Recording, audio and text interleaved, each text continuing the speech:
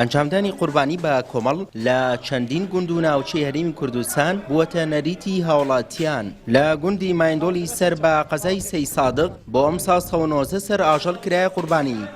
ئەم گوندە پێشەنگن لە زیندووکردنەوەی سونەتی قوربانی. گۆشتەکەشی جگە لەوەی لەنێو گوندەکەدا دابەش دەکرێت، بەشێکی زۆریشی دەڕواتە دەروی گوندەکە و بە سەر خەڵکدا دابەش دەکرێت. گوندنشینان دووپاتی دەکەنەوە.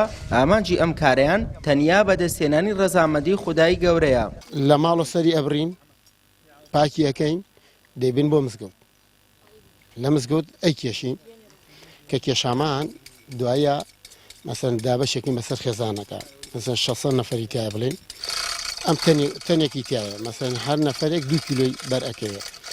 ئەوەیشی کە مەسەن میوانە و دێتە ئەوێ، هەر لەوێش بەش میوانەکە ئەدەین. و جەژنی قوربان لە گوندی مایندۆڵ جەژنێکی تایبەتە، بەهۆی ئەوەی هەموو مسلمانان لەم گوندەدا قوربانی خۆیانەکەن، پەرۆشن بە قوربانی بۆ ئەم مەراسیمە پیرۆزە. بەڕاستی ئەم مەراسیمە لای ئێمە مەراسیمێکی زۆر پیرۆزە، لەبەری پێغەمبەر سەلەم یەکێک بووە لە شەعائیرە هەرە پیرۆزەکانی دینی ئیسلام. ئێمەش ئەو سونەتە هەموو ساڵێک هەموو تاکێکی ئەم گوندە ئەم سونەتە پیرۆزە کە سونەتی حەزرەتی ئیبراهیمە کە واجب بوو لەسەر پێغەمبەران صلی الله علیه و سەلەم، ئێمەش جێبەجێیەکەین. گوندی مایندۆڵ نزیکەی 130 ماڵە.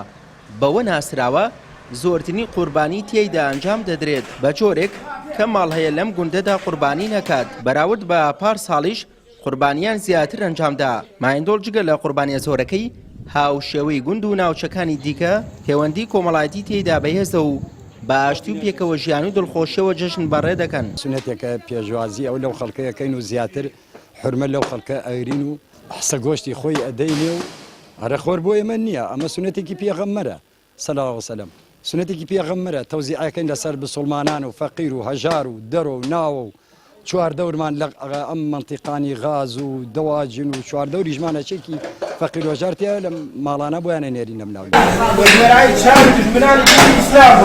قوربانی باشترین و گەورەترین کار و کردەوەیە کە لە ڕۆژانی جەژنی قورباندا ئەنجام بدرێت. هاوڵاتیانی ناوچە جیاوازەکان لە باشووری کوردستان بە بۆنەی جەژنی قوربان ڕوویان لە قوربانی کردووە. ئەم ساڵی جیاوازتر لە ڕابردوو بە ڕێژەی بەرچاو قوربانی کراوە کە زۆرترینی بەر ناوچەکانی شارەزوو لە نێوانیاندا گوندی مایندۆڵ زۆرترین قوربانی تێیدا کراوە. سوی محەممەد، کەناڵی ئاسمانی پەیام، گوندی مایندۆڵ لە قەزای سەی سادق.